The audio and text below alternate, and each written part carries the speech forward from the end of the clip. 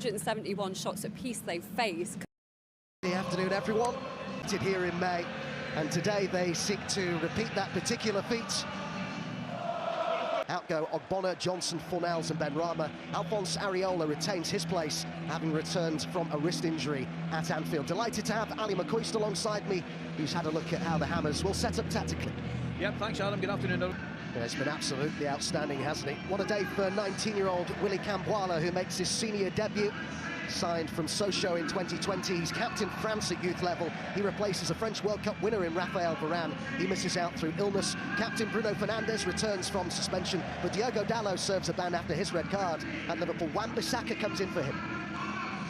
Yeah, looking at it, and I mean, defensively, actually, Manchester United have been okay this season, I think. As Ward-Prowse plays it wide here. Paquetá backed up by Emerson. Ward-Prowse looking to link up with Bowen. It was the right idea, just heavy touch from Jarrod Bowen there.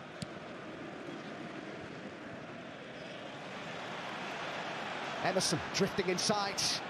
Has found Kudus.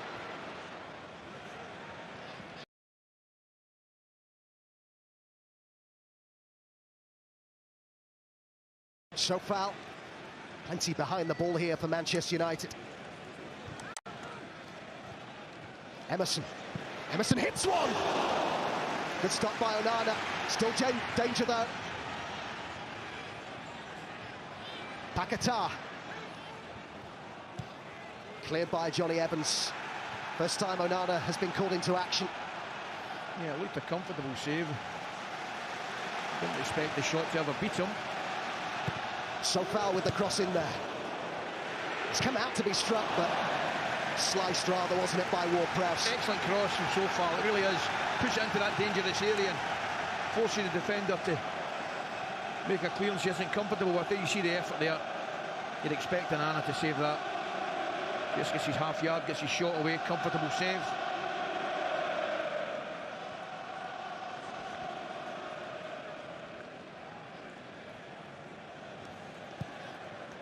It's the first of 3 games in the space of a week for Manchester United. West Ham's schedule not quite as hectic.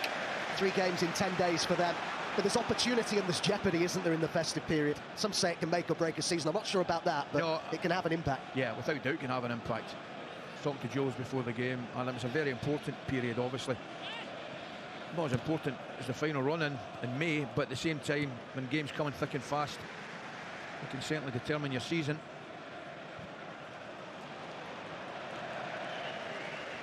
It is West Ham looking to do the early running here, though.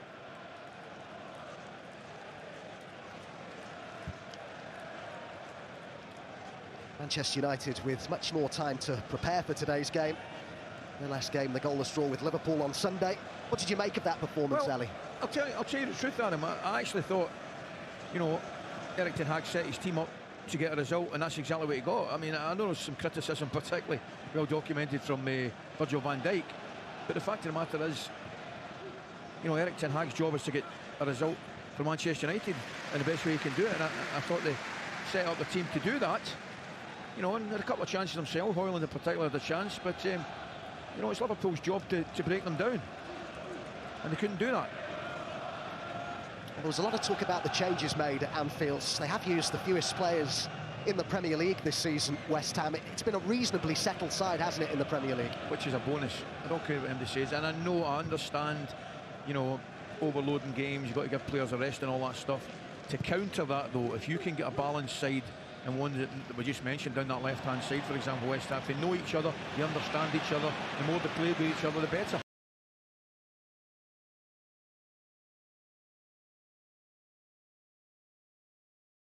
They certainly built relationships on the pitch, West Ham.